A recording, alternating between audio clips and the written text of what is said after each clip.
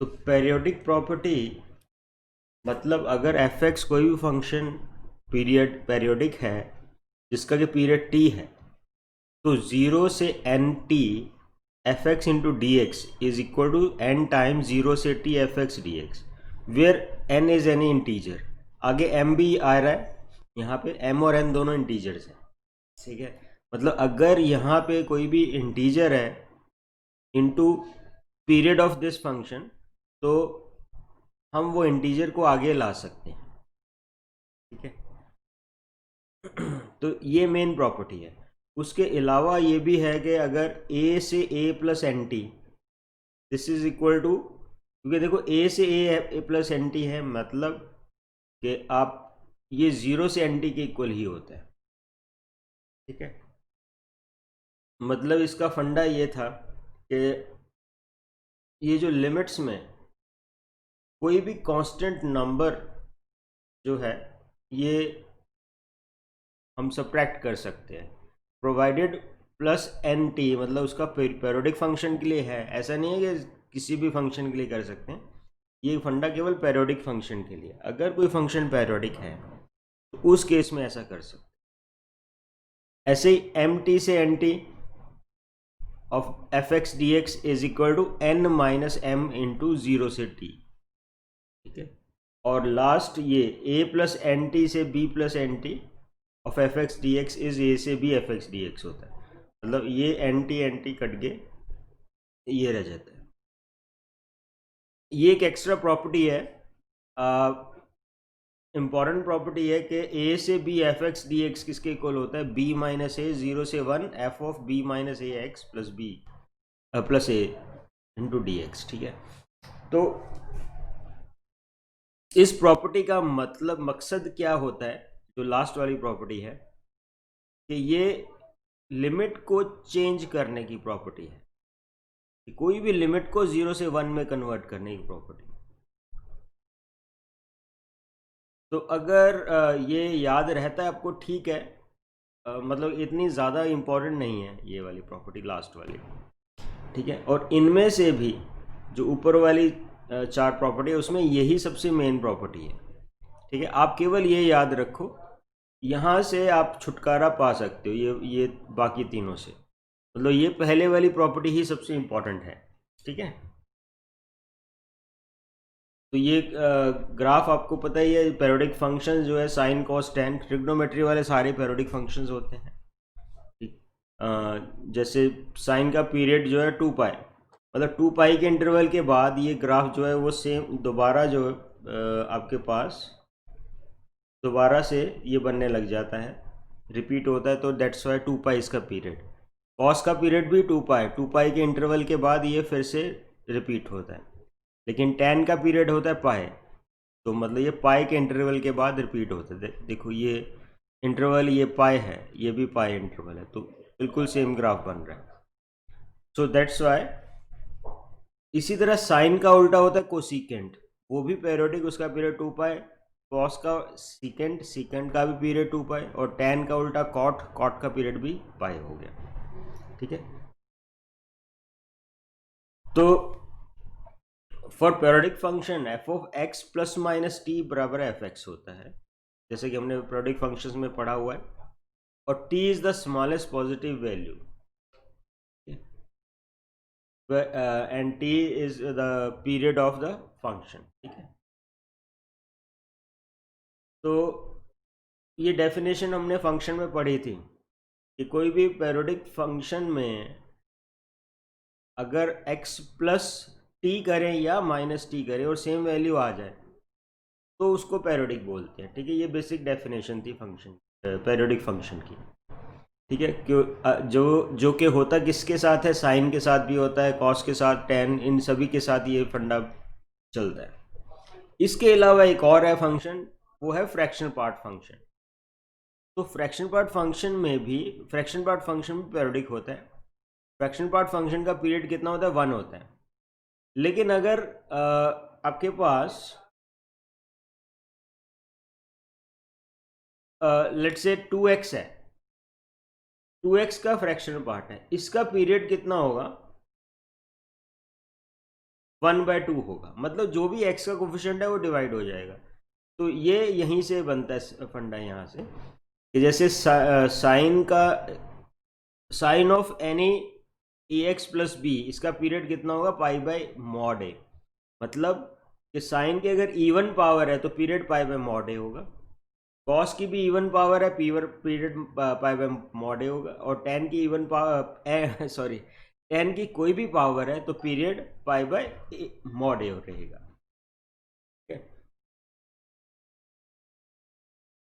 Next odd power है sign की तो पीरियड 2 पाई बाय मॉड ए होगा।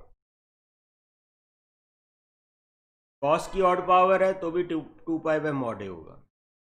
इसके अलावा मॉड ऑफ साइन की कुछ भी पावर है तो पीरियड पाई बाय मॉड ए होगा। तो बस ये फॉर्मूला याद रखना है, साइन के मॉड के अलावा मॉड ऑफ कॉस हो गया, ठीक है। मान लो आपसे पूछा जाए मॉड ऑफ कॉस 2x, इसका पीरियड कितना है, हम कहेंगे पाई बाय 2 है, ठीक है। मॉड ऑफ कॉस 2x का पीरियड पाई बाय 2 है, ठीक है। 2 क्यों, क्योंकि x का कोफिशिएंट जो भी था वो डिवाइड कर दिया, ठीक है। अच्छा, आपसे कहा जाए कि sine of power 3 of 3x minus 4 इसका पीरियड बताओ, तो हम कहेंगे कि ऑड पावर है ना, यानी कि 2 पाई बाय 3 ये पीरियड होगा। इवन पावर होती तो पीरियड होता है पाई बाय 3, ऑड पावर में 2 पाई बाय 3, ठीक है।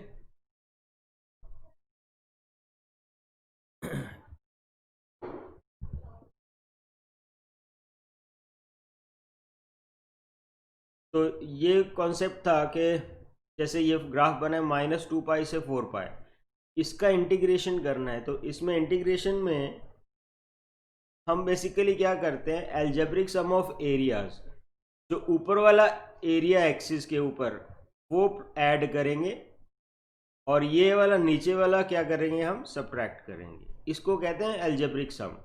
ये वाला एरिया सब्ट्रैक्ट करेंगे और ये वाला एरिया ऐड करेंगे। तो क्योंकि ऊपर नीचे सेम ये केस बन रहा है साइन में, आपको पता है जितना ग्राफ ऊपर जाता है उतना ही नीचे हो जाता है, सेम एरिया जो है ये कवर अप करता है। तो this plus this minus this 0, this minus this 0 0, मतलब ये वैल्यू 0 आ जाती है, ठीक है।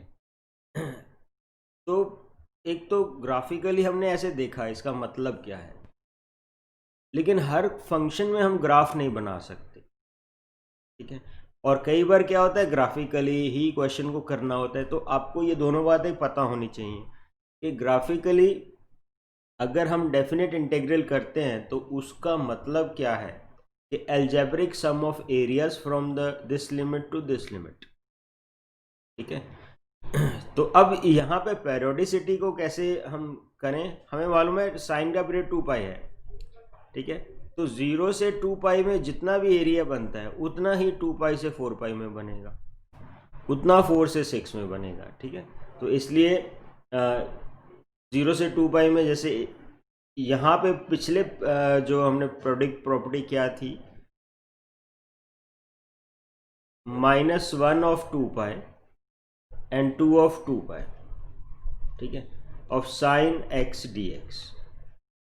तो इसको आप लिख सकते हो this equals to 2 minus -1 of 0 से 2 पाई ऑफ साइन 2x।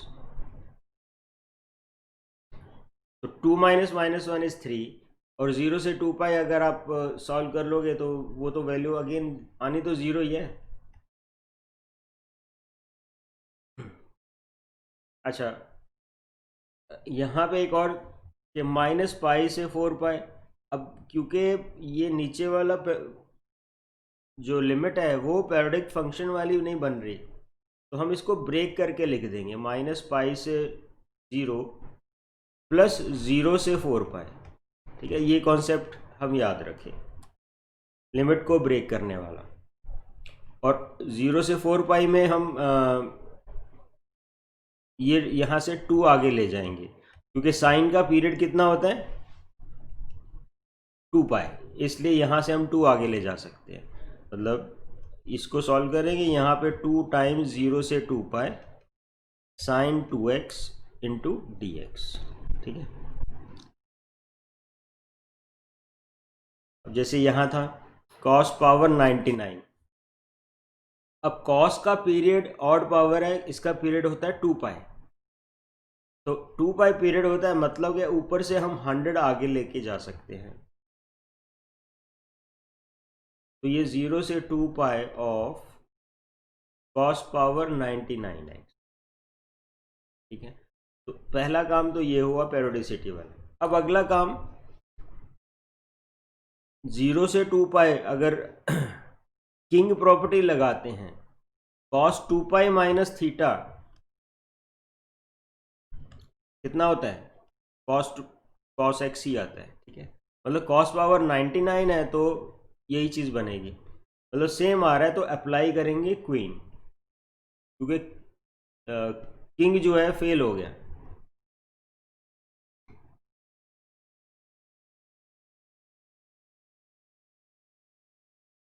सॉरी, यहाँ टू तो आगे आ जाएगा ना,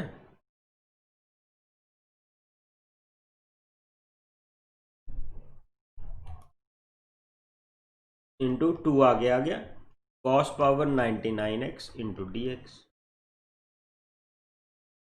अब आप अप्लाई करोगे किंग। ठीक है, तो आई कितना आ जाएगा, 200 इंटू 0 से पाई cos 99 of pi minus x. cos pi minus theta कितना होता है, माइनस cos थीटा। तो इस तरह से ये बन गया minus of cos 99 power x। अब बस आप इसको ऐड करेंगे तो 0 आ जाएगा। 1 plus 2 implies 2i equals to 0, यानी कि i की वैल्यू आ गई 0। राइट, फ्रैक्शन पार्ट फंक्शन जैसा कि पीरियड बताया मैंने इसका 1 है, तो आप 200 आगे लेके 0 से 1 और फ्रैक्शन पार्ट ऑफ x। ठीक है, तो अब क्योंकि फ्रैक्शन पार्ट जो वैल्यू है वो हमेशा 0 और 1 के बीच में होती है, तो अगर 0 और 1 के बीच में लिमिट्स हैं x की, तो for x if x belongs to 0 से 1 then fraction part of x किसके इक्वल होगा, x के इक्वल ही होगा, यानी कि इट इज 200 इंटू 0 से 1 ऑफ x dx। अब आप इसको आगे इवेल्युएट कर सकते।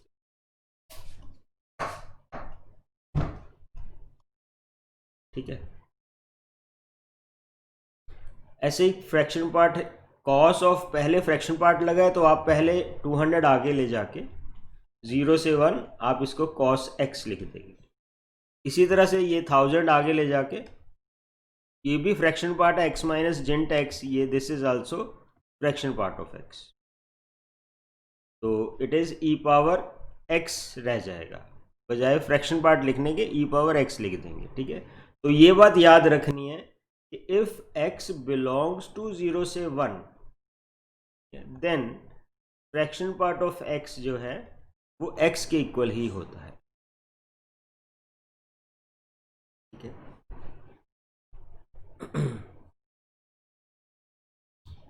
लेकिन अगर यहाँ पे लिमिट नहीं है उतनी, मतलब कि 0 वाली नहीं है, तो आप 0 बना लो इसको ब्रेक करके। ठीक है, इट इज माइनस हाफ से 0 of cos of fraction part of x plus 0 से 200 cos of fraction part of x।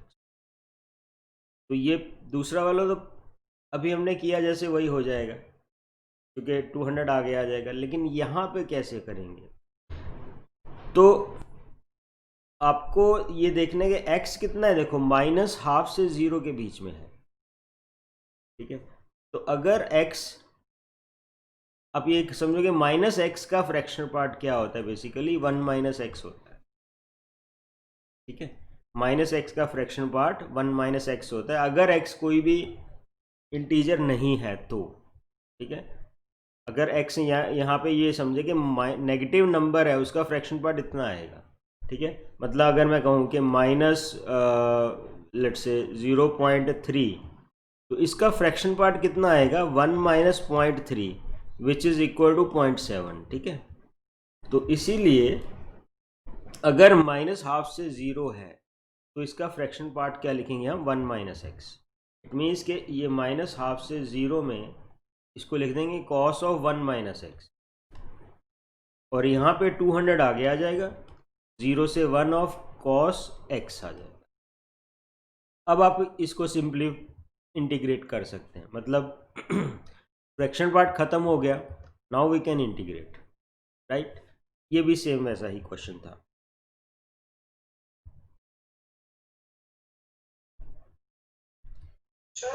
हाँ जी। सर अपन मतलब कि e पर x माइनस x फ्रैक्शन करे है, मतलब कि सर 0 क्यों नहीं है e पर, मतलब कि सोने e पर x ही लिखे है सर। बेटा ये आज देख लेना, पिछले क्वेश्चन च ये मैं दस्या है कि x माइनस जिंट x की हुंदा है फ्रैक्शन पार्ट ऑफ x। ये फॉर्मूला है ना, x माइनस ये जिंट है ना, greatest integer, x minus greatest integer of x, this equals to fraction part of x, this is the formula, ठीक है। सो हमने क्या किया, यहाँ पे इसको फ्रैक्शन पार्ट ऑफ x लिख दिया, ठीक है। अब फ्रैक्शन पार्ट का पीरियड कितना होता है, 1 होता है, इसलिए 1000 आगे आगे 0 से 1 रहेगी लिमिट, मतलब यहाँ पे चलो फ्रैक्शन पार्ट ऑफ x रह गया, तो 0 से 1 में फ्रैक्शन पार्ट ऑफ x किसके इक्वल होता है, x के इक्वल ही होता है, right.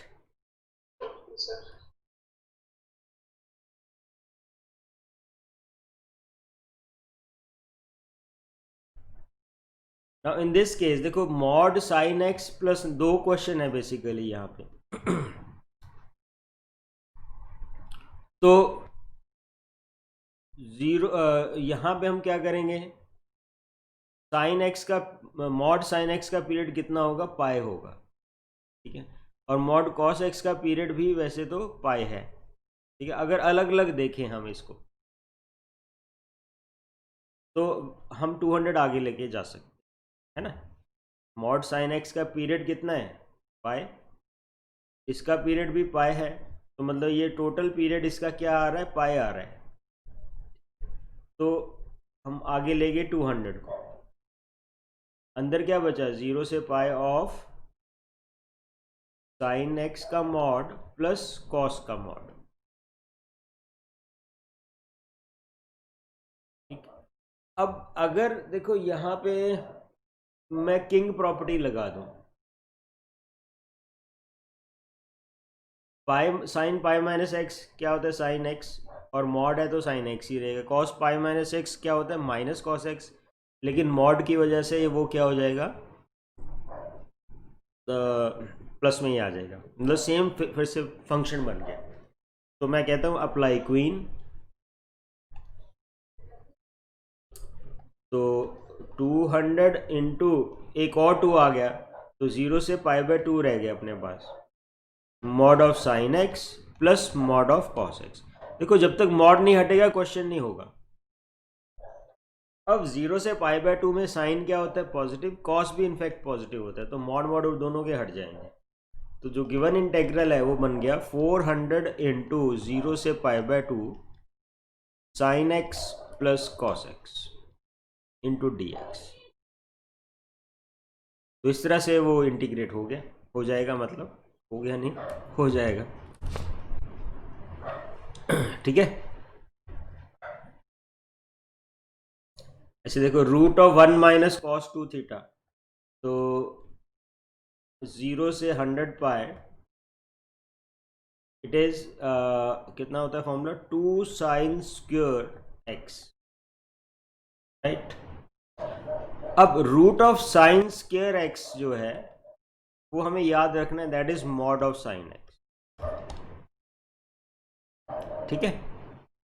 Root of sine square x किसके इक्वल होता है, मॉड ऑफ साइन, मतलब ऐसे याद रखना है, root of x square mod x होता है। तो यहाँ पे √2 तो बाहर आ गया, अंदर कितना हो गया 0 से 100 पाई of mod sine x into d x. ठीक है। अब यहाँ मॉड ऑफ साइन एक्स, इसका पीरियड कितना होता है, पाई होता है, यानी कि 100 आगे आ जाएगा। तो इट इज √2 टाइम्स 100 ऑफ 0 से पाई of mod of sine x.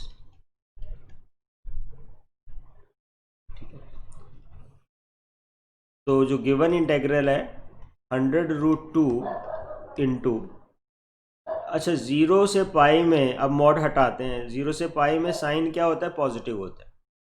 ठीक है। तो 0 से पाई में क्या आ जाएगा, ये sine x into d x. आगे सिंपली इंटीग्रेट कर दो, मतलब इसकी वैल्यू एक्चुअली 2 होती है। तो 100√2 इंटू 2, तो कितना आ जाएगा, 200√2 आ जाएगा।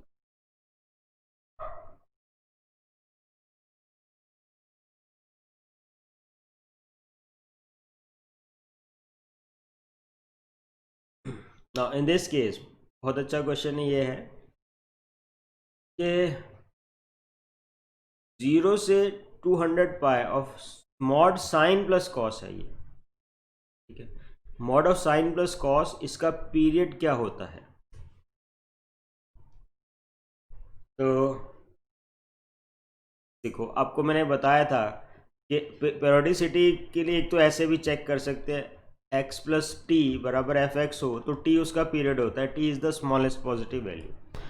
तो वैसे तो देखो 2 पाई तो होगा ही होगा पीरियड, है ना, क्योंकि इसका भी पीरियड 2 पाई है, ये भी पीरियड 2 पाई है, तो दोनों का एलसीएम लिया तो 2 पाई ही आया पीरियड। तो क्या 2 पाई से कम भी हो सकता है, नहीं हो सकता। कैसे, क्यों नहीं हो सकता कम, क्योंकि अगर हम, नहीं हो सकता है, हो सकता है, हो सकता है। देखो कैसे, अगर मैं कहता हूं कि f of x plus pi करते हैं तो क्या आएगा,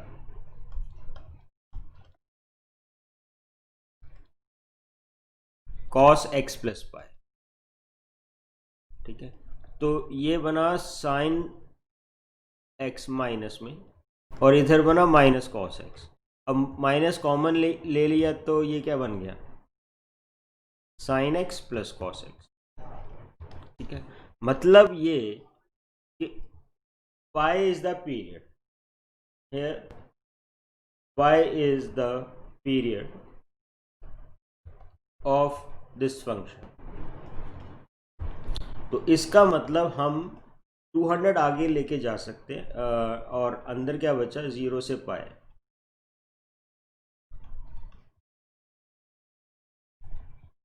ठीक है। तो ये बेनिफिट हो गया अब कि सिर्फ 0 से पाई में ही अब इसको मॉड को हटा दें। तो आपको याद है कि मॉड हटाते कब थे, कि जब ये अंदर वाली वैल्यू 0 होती थी, है ना। तो अब देखेंगे कि sine x plus cos x equal to 0 कब बनता है। तो let us see, sine x यानी कि equal to minus cos x, या यूं कहो टेन एक्स की वैल्यू -1। तो x की वैल्यू क्या हो जाएगी, एक एक तो -π/4 या दूसरा है 3π/4। -π/4 तो हो नहीं सकता, तो 3π/4 पे ये चेंज होगा। ठीक है। तो इसको हम लिखेंगे 200 टाइम्स ऑफ 0 से 3π/4, और दूसरा केस है 3π/4 से पाई, बस। ठीक है। अब ये सोचने वाली बात है कि उसमें sine x plus cos x पहले वाले केस में पॉजिटिव आ रहा है कि नेगेटिव आ रहा है। ठीक है। तो उसके अकॉर्डिंगली हम यहाँ पे साइन लगाएंगे। ठीक है। तो देखो कैसे देखेंगे कि 0 से 3π/4 में इसकी वैल्यू क्या आ रही है, पॉजिटिव आ रही है कि नेगेटिव आ रही है, और 3π/4 से पाई में ये वाली वैल्यू क्या आ रही है। हाँ जी।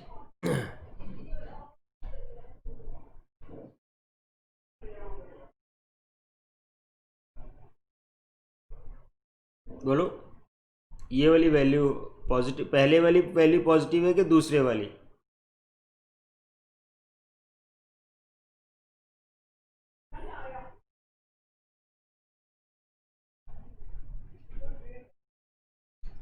पहले वाली।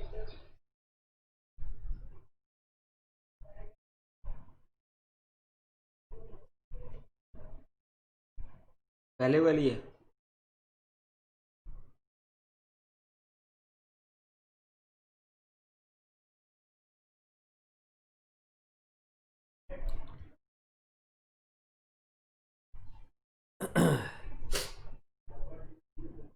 हाँ जी, पहले वाली पॉजिटिव, दूसरे वाली नेगेटिव, है ना? Yes sir. तो बस ये इसको आप इंटीग्रेट कर दो, ठीक है। देखो इस क्वेश्चन में अच्छा क्वेश्चन था ये, कि इसमें आपको पैरोडिसिटी भी यूज़ हुई और वो मॉड वाला खोलना है इसको, ठीक है। तो ये मॉड खोलने का फंडा।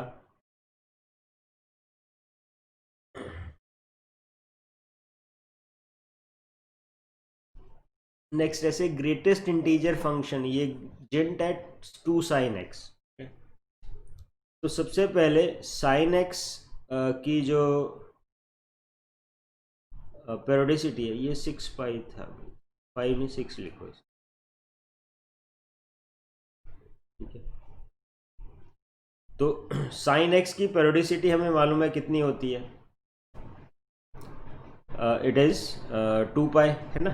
तो यहाँ पे 6 से 20 में आप इसको लिख सकते हो, कितनी आ जाएगी ये, जैसे हमने किया था 3 times of 2 pi and 10 times of 2 pi of 2 sin x का ग्रेटेस्ट इंटीजर फंक्शन। तो 10 माइनस 3 ऑफ 0 से 2 पाई,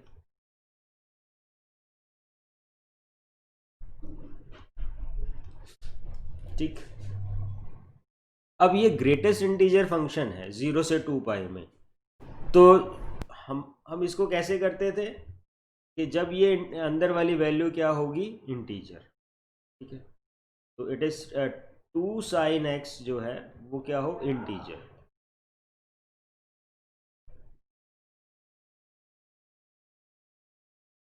राइट।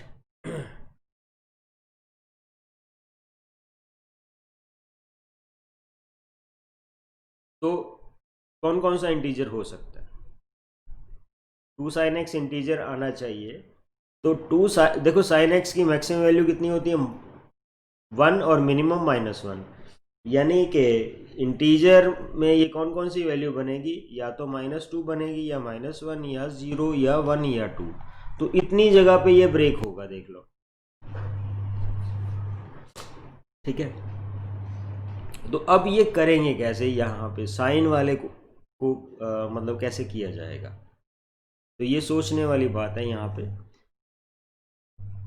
तो इसको थोड़ा सा ग्राफिकली देखते हैं। ये 0 है, 1 और 2, फिर -1 और -2, ठीक है।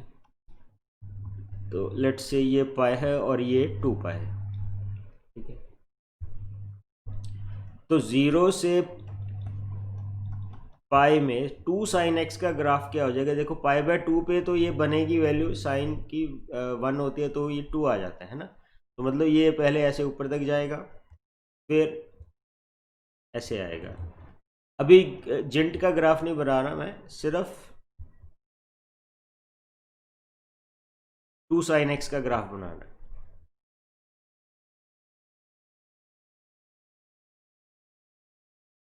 ठीक है। ये है। अब इसका ग्रेटेस्ट इंटीजर फंक्शन आपने देखना है, देखो ये 1 वैल्यू साइन की यहाँ x की किस वैल्यू पे आ रही है जी,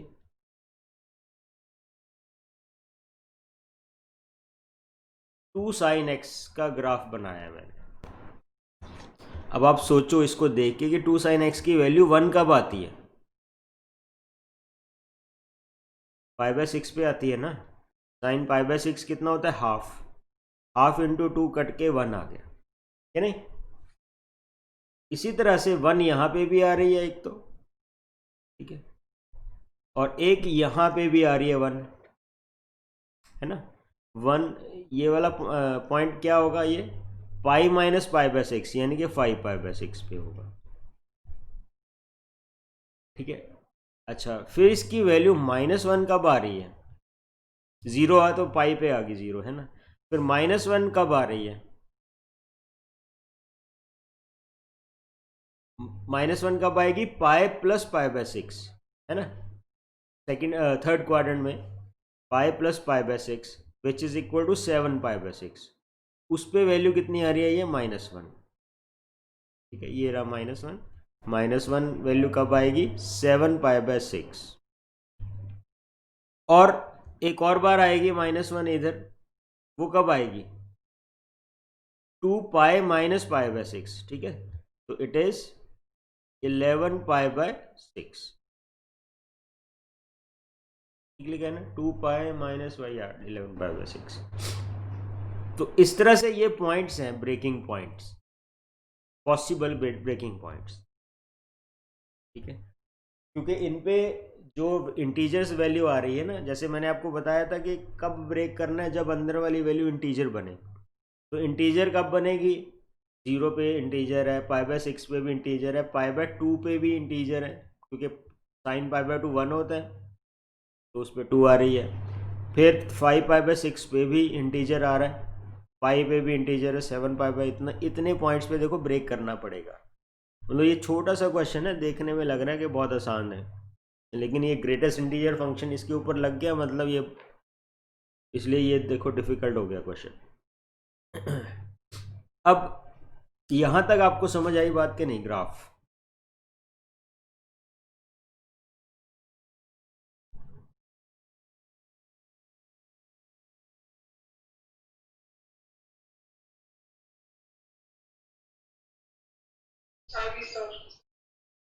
ओके। नाउ सी के 0 से पाई बाय 6 में साइन की वैल्यू कितनी है 0 और 1 के बीच में, ठीक है। तो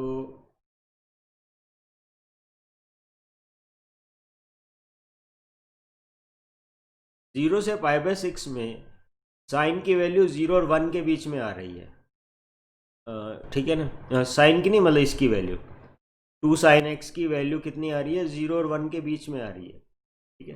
तो इसका अगर मैं जिंट करता हूँ तो वैल्यू कितनी आती है, 0 और 1 के बीच में कोई भी वैल्यू, उसका ग्रेटेस्ट इंटीजर वैल्यू कितनी आती है, 0 आती है। मतलब अगर मैं इसका ग्राफ बनाना चाहूँ तो ग्राफ ये बनेगा एक्चुअली,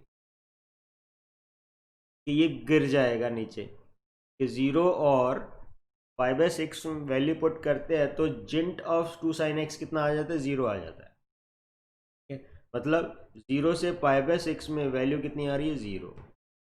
फिर पाई बाय 6 से अगला क्या था, पाई बाय 2, पाई बाय 6 से पाई बाय 2 में 2 साइन एक्स की वैल्यू कितनी आ रही है, 1 आ रही है ना। ऐसे ही ब्रेक करते हम, जिंट वाला याद करो, तो पाई बाय 6 में पाई बाय 2 में इसकी वैल्यू कितनी चेंज हो रही है, 1 से 2 में चेंज हो रही है, 1 से 2 का जिंट कितना होता है, 1, ठीक है। फिर पाई बाय 2 से पाई बाय 6 पे कितनी चेंज हो रही है, फिर से 2 से 1 में चेंज हो रही है, तो इसका जिंट आ गया 1। फिर 5 पाई बाय 6 से पाई में कितनी चेंज हो रही है, 0 से 1 के बीच में आ रही है, तो जिंट आ गया 0। देन पाई से 7 पाई बाय 6 में क्या हो रहा है, वैल्यू 0 और -1 के बीच में आ रही है, तो इसका जिंट कितना आएगा, -1। फिर 7 पाई बाय 6 से 3 पाई बाय 2 में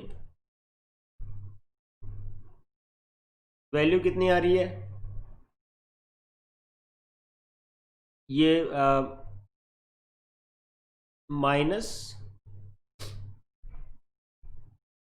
-2 आ रही है ना, -1 और -2 के बीच में का जिंट कितना होगा, -2। तो इनफैक्ट यहाँ तक 11π/6 तक -2 ही रहेगा, है ना।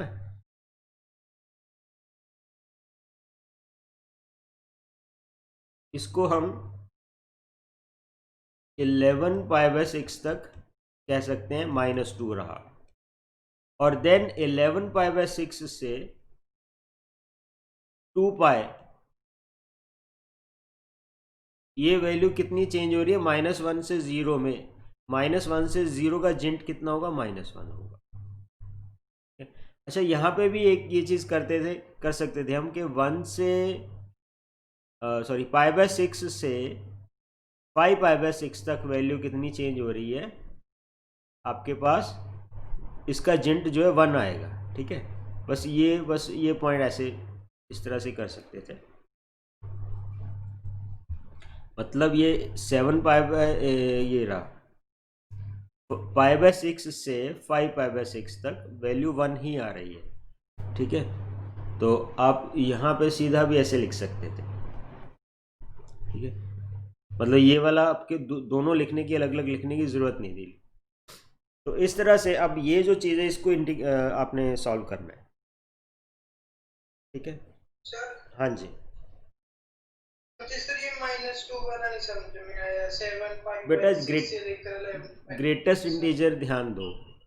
इसमें क्या होता है कि अगर मैं कह रहा हूँ -0.2 है, अगर इसका जिंट जो है -1 होगा बेसिकली, ठीक है। मतलब अगर माइनस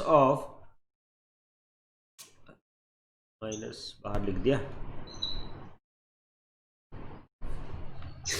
-1.3 है, इसका जिंट अगर क्या होगा, -2 लिखेंगे, ठीक है। तो ग्रेटेस्ट इंटीजर फंक्शन में नेगेटिव इधर को जा रहे हैं, तो हम नेगेटिव वाला जो साइड है उसका क्लोजेस्ट इंटीजर लिखते हैं। जैसे नंबर लाइन पे ये -2 है, ये -1 है, तो यहाँ पे कोई भी अगर नंबर होगा उसका जिंट क्या होगा, -2 होगा, ठीक है। तो इसलिए हमने यहाँ -2 लिखा है। मतलब ये तो समझ आ रहा है ना कि 7π/6 से लेके 11π/6 तक जो वैल्यूज चेंज हो रही हैं वो कितनी चेंज हो रही है, -2 और -1 के बीच में आ रही है, ठीक है। तो दैट्स वाई -2 से -1 में अगर चेंज हो रही है तो उसका जिंट कितना लिखेंगे, -2 लिखेंगे। तो आगे बस इसको इंटीग्रेट कर दो, ठीक है। तो देखो ये देखने में ही थोड़ा इजी लगता था, इंटीग्रेशन में थोड़ा सा डिफिकल्ट है, ठीक। लेकिन अगर, क्योंकि देखो ऐसे ये तो क्वेश्चन ऑब्जेक्टिव क्वेश्चन आएगा ना, तो आप इसको देखो, इस क्वेश्चन में ग्राफ बनाना ही पड़ेगा, ठीक है। और अगर आप ये कैलकुलेशन करोगे फिर तो बहुत लंबा पड़ेगा काम, ठीक है। हम कैसे करेंगे इसको, इस कैलकुलेशन की बजाय हम क्या करेंगे आगे, यहां से देखेंगे।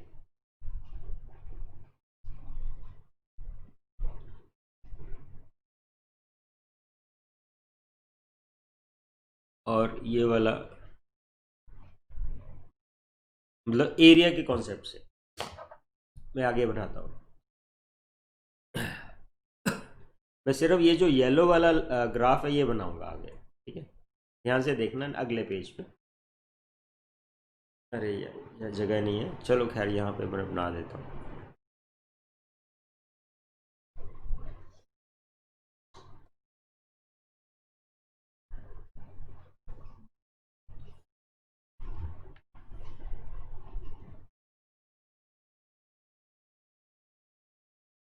तो क्या था अपने पास, 0π/6, फिर π/2, फिर 5π/6, फिर पाई आ गया, फिर ऐसे 2π तक जाना था। यहाँ 11π/6 और ये 7π/6, ठीक है। यही पॉइंट थे ना, और ये 3π/2 भी था बीच में। 0 से π/6 तक तो ये लाइन थी, फिर π/6 ये रहा 1 और ऊपर है 2, नीचे -1 और ये -2।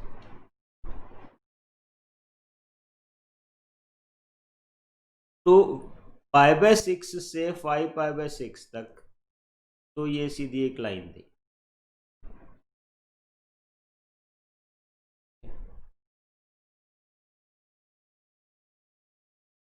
फिर 5π/6 से पाई तक यहाँ पे लाइन, मतलब 0 वैल्यू थी, ये तो छोड़ ही दिया हमने। पाई से 7π/6 तक वैल्यू क्या थी, यानी कि 3π/2 तक वैल्यू ये थी, सॉरी गलत लाइन लगा दी, ये थी -2 आ रही थी ना वैल्यू ना, पाई से नहीं,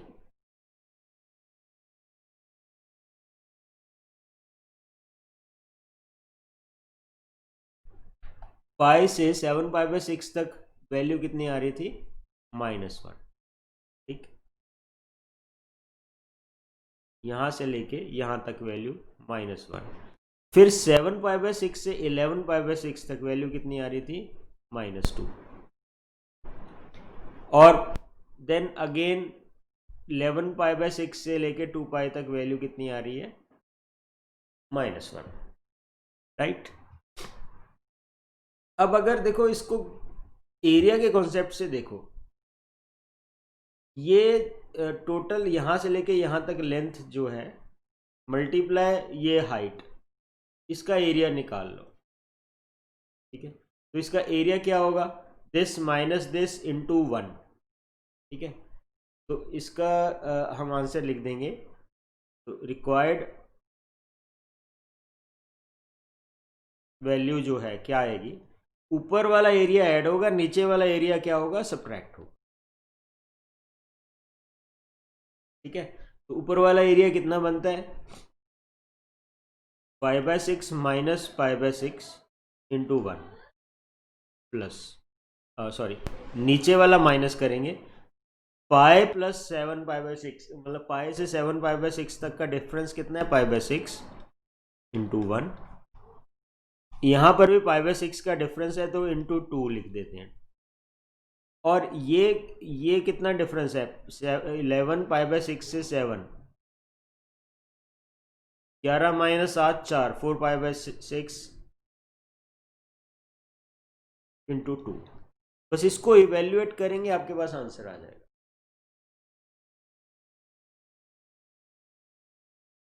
मतलब कि जो अभी पीछे हम कर रहे थे ये इंटेग्रल, ये सारा सॉल्व करो या ये कर लो, एक ही बात है। ये कुछ समझ आया कि नहीं आपको? Yes sir.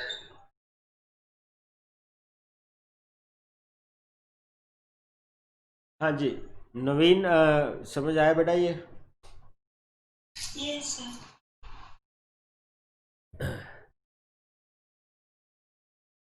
तो